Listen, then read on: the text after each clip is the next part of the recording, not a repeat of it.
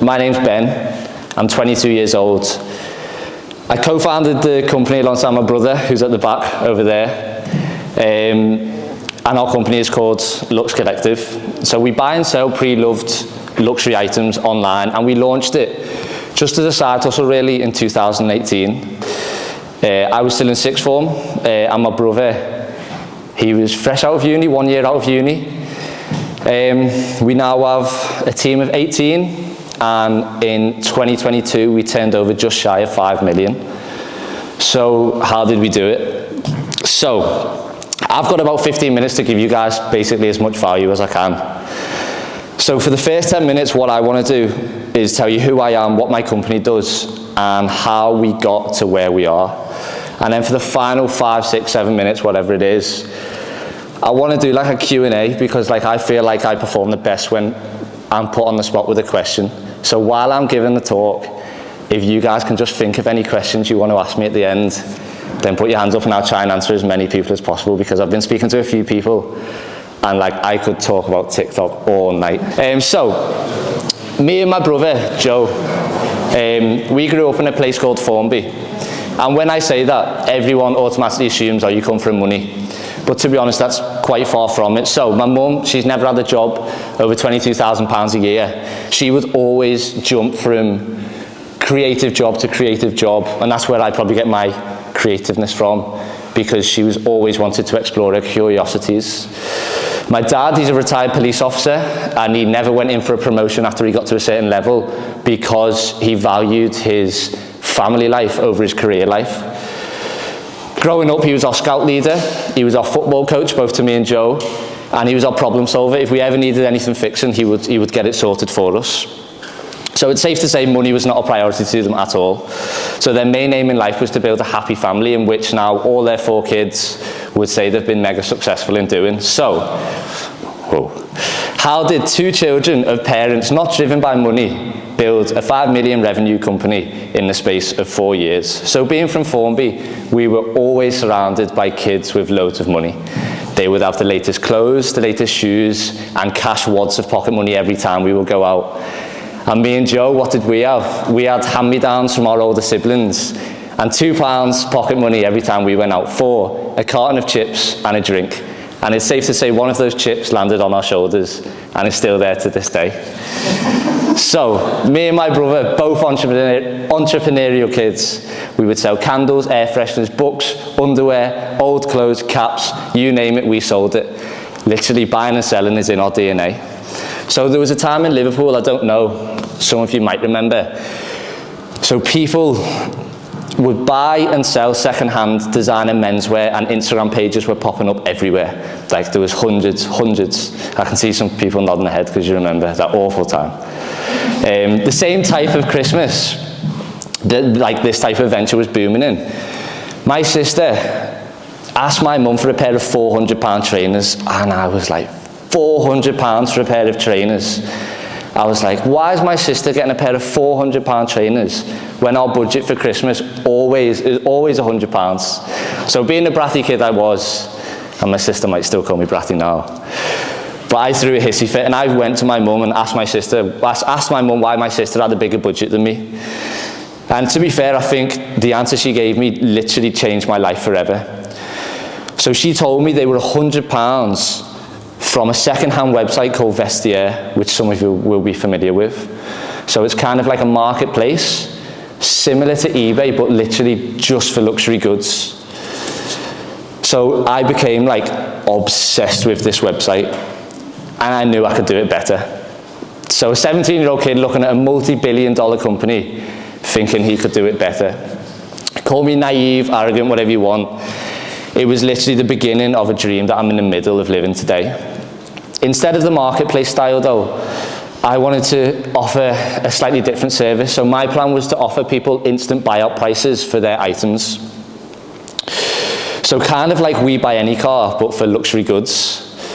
I knew I needed a business partner, so I knocked on my brother's bedroom and I asked him, and it took him about 3 seconds, no word of a lie, 3 seconds to verbally sign the contract. I now had a business partner, but now we needed some money. Luckily, he stupidly took out £10,000 for a loan for a car, and he had £1,000 left over. So, combined with my savings, we had £1,200. So, we had some money, we had the spare bedroom as our office, and we were ready to go. So we started buying items off eBay and Depop. We would clean them up and then sell them on Instagram for more. That was literally all we did. We started off with just women's wear and just footwear, and things were really slow. And it took about 9 months until we got our first external office space, which was about 3 meters by 3 meters. Things got busier, but I wouldn't say busy. It wasn't until almost 2 years of struggle, of self-doubt, of worrying that we made a horrendous decision, that our company finally started gaining traction. Our parents, after 2 years, began to see our sacrifice was finally paying off. And like I said at the beginning, they didn't have much money, and they gave us an advance on our wedding fund that they've saved up their whole lives for, of £6,000 per child. So, if the business goes under and I eventually find someone I want to marry, their parents are going to have to pay for the wedding. So what changed our company was something that I spoke about at the beginning, and that's TikTok. So TikTok is single-handedly the most important reason for the rise of Luxe Collective. We started TikTok in late 2019 after hearing, some of you will know, Gary Vee not shut up about the app. I was thinking, this fella has $1 billion company and he's talking about an app that no one knows about yet, no one's on, no one knows. I was thinking, oh, there must be something in this. So I started posting 3 to 5 times a day, giving advice, for 2 years, giving advice, tips, tricks, anything I could think of correlating with the luxury industry at all, I would make a video on. We built up an audience that trusted us, and we became a safe place for people in our niche to come and consume and also express themselves. So we now have over 1.4 million followers and over 60 million monthly views across our social media networks. So alongside our Instagram and our YouTube, we are now the world's most followed pre-loved luxury retailer on social media, overtaking Vestiaire.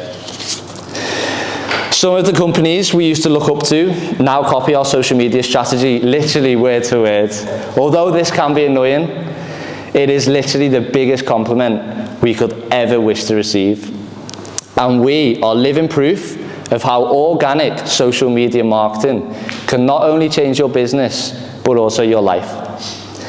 I now see our company as a media company that happens to sell pre-loved luxury items. The secret to our success is not a secret at all, and you will have heard it all before, and I'll share it with you again now. Discipline, consistency, hard work, risk-taking, patience, persistence, sacrifice, but most important of all, the constant desire to keep on learning is why we are where we are now, and it's also why we will be where we will be in 10 years' time. Not only this, but like I mentioned at the beginning, we're lucky enough to have the support of a loving family, which a lot of people don't have. And the ability to create a workforce that we've created that feels more like a family than colleagues. And the work they've produced by the team that we've created, the work that they've produced in the last 12 to 18 months has been unbelievable, and me and Joe couldn't be more grateful for it. So, thank you for listening. If anyone has any questions, just raise your hands.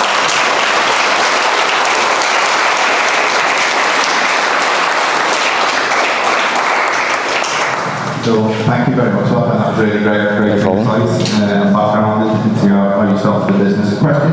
Yes. I've got is I watched one of your videos about the campaign that you did, and you were talking about how you view attention as currency, and that's kind of what we focus about, getting people's attention. What are some techniques that you use when you're creating content to capture people and draw them into your videos? Well, being the youngest child helps. And I speak about this a lot to Joe.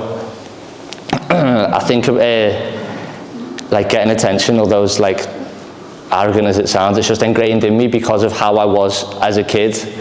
Like, I would always want the attention of my mum and dad, which I've kind of implemented into my business and seen how I can get attention. Obviously, attention is currency, everyone knows that now.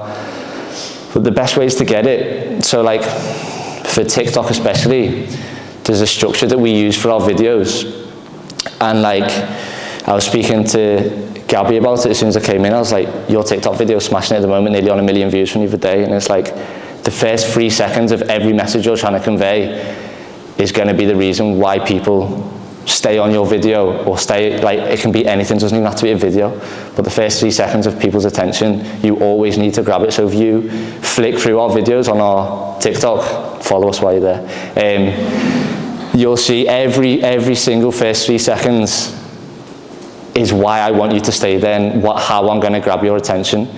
And the best way I've found for our TikTok so far, and it's a strategy we're using a lot at the moment, is negativity.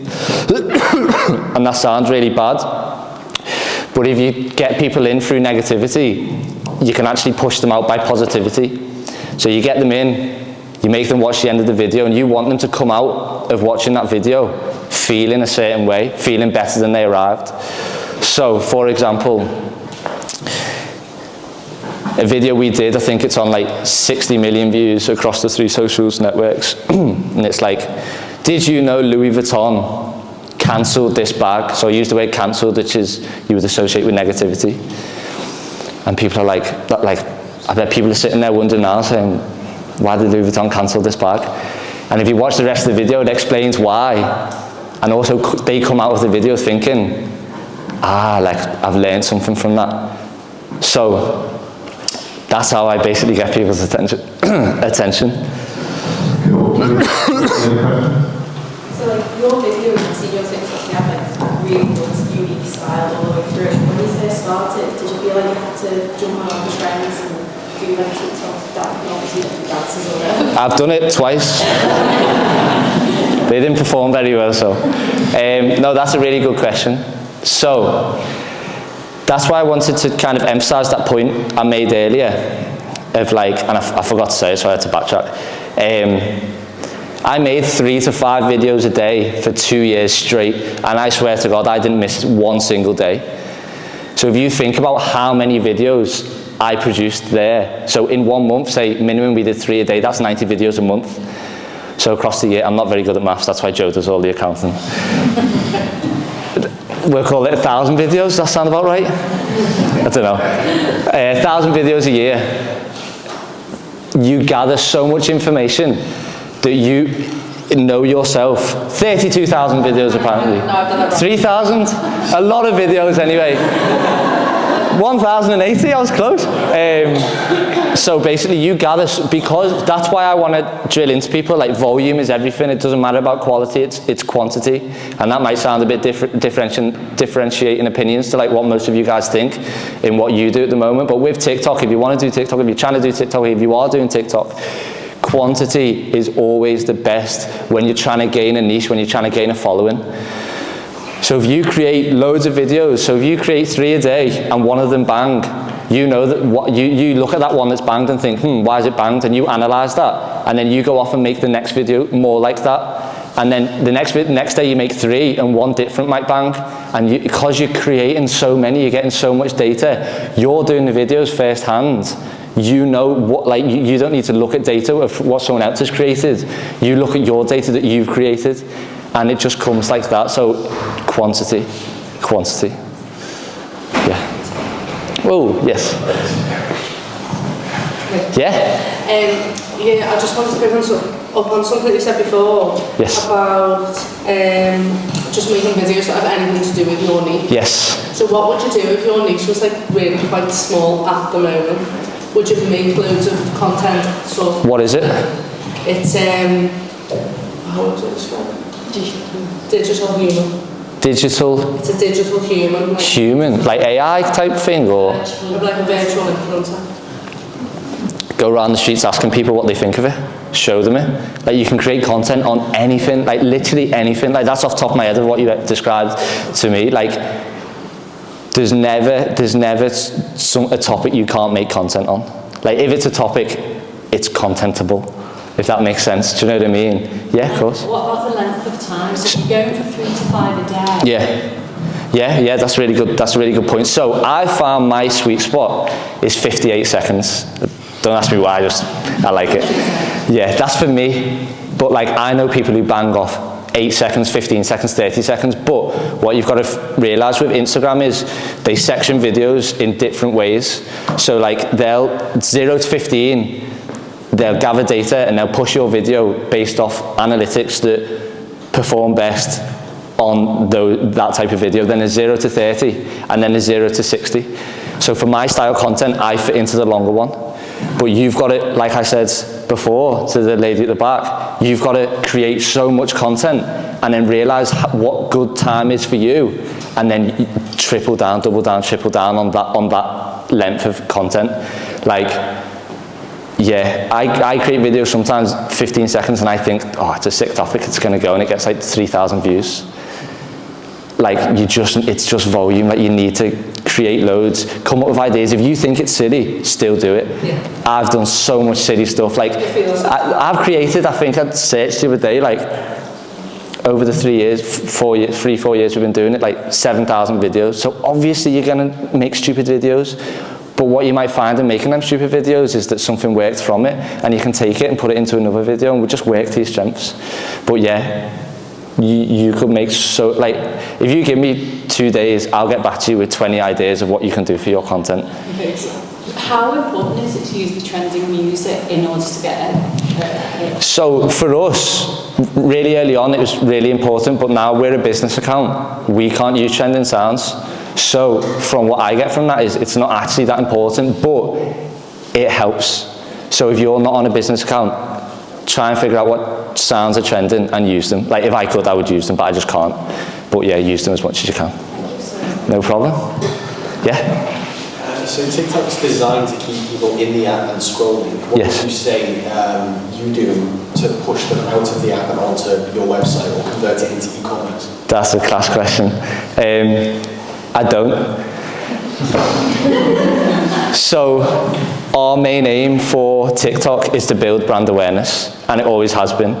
I turned down so many brand deals, so many people trying to sell us stuff or make us sell to our audience, like TikTok Shop. We refused that for months when they were in beta with it, because we did not want to sell to our audience. We wanted, exactly what I said in the talk, we wanted it to be a safe place for them to come.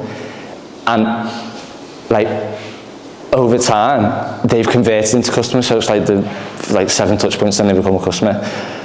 Like, we wanted to be the place known for pre-loved luxury items. Paul was saying at the beginning, he's never bought a designer thing in his life, but he likes our content. So that means that if he ever speaks to someone who's into luxury fashion, he's gonna, without a shadow of a doubt, bring up Luxe Collective. Yeah, I have done that as well. Exactly, do you know what I mean? I'm just saying that to these days, it's kind of like people speaking to me, oh, I'm telling this is one of these things. I'm like, oh, you see that, but this is the real base now. And that's the way it works. So like, I know what you're saying, because as marketers, you want people on your website, you want that conversion rate. But for me, TikTok is not a selling app. They will convert to customers if you create a reason for them to come to your profile, and you just happen to sell something. That's why I said I see ourselves as a media company that happens to sell. So like, selling is not my strong point, and I'll be the first to say that. Like, that's why maybe naturally over time I haven't tried to push people to my website, but I just know that through time, and I was willing to put time and time into it, that they eventually will convert to customers. So maybe not the answer you were looking for, but that's my answer. It's about what makes me, I think, to be honest. Yeah. Yeah. Is your highest traffic source direct entry from people knowing you on TikTok and then people just search on Google and So our highest traffic source is actually Instagram, which is interesting. But what we do and what's worked for the last 6 months is we've been just reposting our TikTok videos on Instagram. And like, I think this month on Instagram we got 15 million views, and TikTok was 20, so there's not that much difference. So if people do create videos for TikTok, I would definitely repost them on Instagram. There's a way that if you don't want it to go on your main feed, you can literally just post it on Reels, so it won't show up on your main feed. So I know a lot of people are protective, and I was for so long, that I didn't want my TikTok to look like my Instagram, like two completely different apps. TikTok's going like that, and Instagram was going like that, so Instagram's had to change. So like Instagram are pushing videos more now. Everyone will see when you're on Instagram, you'll see videos everywhere. But that's the way content's going. That's the way humans now, we digest content a lot easier, a lot better by videos. So, I don't know what your question was now, I forgot, but post your TikToks on Instagram Reels is more advice I'll give. Yeah?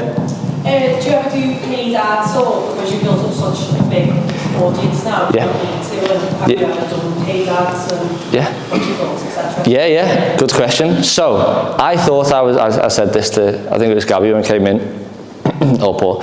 I thought I was a marketer when I started my business. I was like, I do all the marketing. And then we hired a marketer, and I realized I wasn't a marketer at all.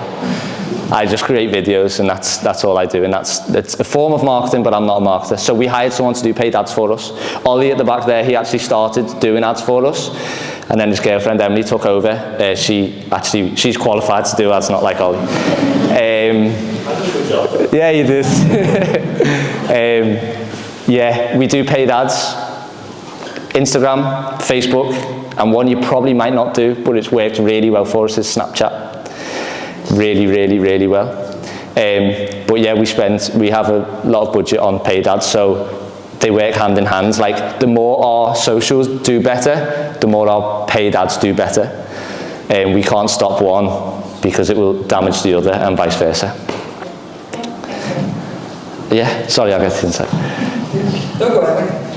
What tools and tips would you recommend for doing multi-platform posting? Really good question. So, sorry, hands again up if you post on TikTok, like you create videos. Okay, so,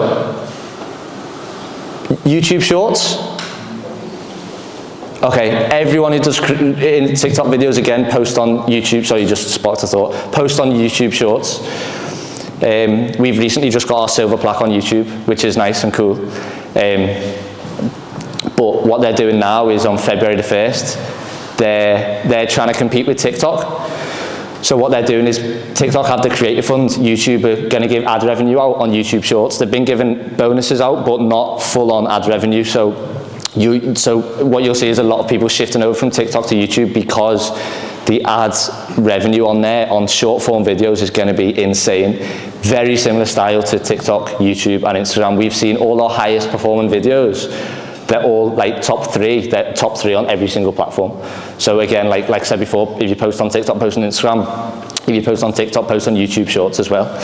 Sorry, what was your question again? You just sparked a thought. What tools and tips would you recommend for like multi-platform posting, like side So I have like a content assistant, and I just work with her really closely and just get her to post everything.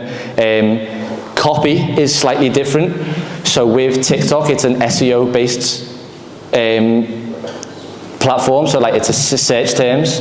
So very similar to Google, you want to be putting like, so if we're trying to push like the Louis Vuitton Neverfull, the video will be like what people will search for. It's like, so how to style the Louis Vuitton, we'll put that as the caption. Whereas Instagram, it's a little bit different. Instagram is more like of a CTA, so like you can't kind of ask your audience something. But they are very similar apps. But it's just the little details are different. I don't know if that's explained it for you. I don't feel like I have. In a way-ish.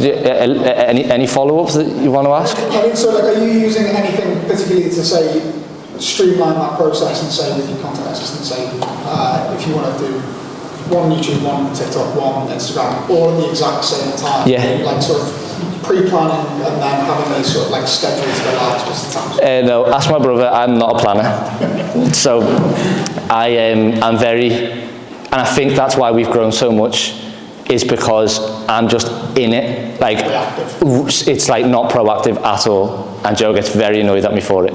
But that's just what I am. That's what my personality is. And because I'm so in it, I know, like I'm so knowledgeable about it, because you pick up on every single thing, and like because you do it all manually. So like I wouldn't advise like scheduling posting apps as well, because giving you details, I wouldn't do that anyway. But just do it all yourself. If you're trying to learn a platform, like just do it all yourself. Yeah. That's really helpful. No problem. Yeah. How do you deal with engagement on all your posts? We spend in my business quite a lot on TikTok ads. Yes. And every day we'll come into roughly 500 to 1,000 comments. Sick. And it's good and bad. 80% positive, 20% negative. They're all positive. But when responsible, because there's sales in there, there's easy sales in there as well. Yeah. How are you proactive with response to engagements? So Ella, content assistant, come in every day, comment back to everyone, every single person. We'll try, obviously it's not feasible to get back to every single person, but we'll blanket it, every single person you have to get back to by the end of the day. So like I interrupted in there, sorry, but every single comment, no matter what it is positive. Like just don't take anything personally with the comments. Like I've been called all sorts, like honestly, all sorts. And like, it's not like, people are like, oh, like it's not even that. It's like, call me more because I want more comments to boost the post. Like literally, like all the engagement, like likes, shares, saves are the ones you want. Saves are like super likes. Saves, forwards, any type of engagement you get, welcome it with open arms. And if someone is like saying something nasty, just comment back, being like, hope you have a good day. Do you know what I mean? Like, because that then comes up as a notification on their phone. They'll open the app, and what does TikTok reward? They reward people who get people onto the app and stay on your videos. So just keep going with the engagement. Thank you very much. No problem.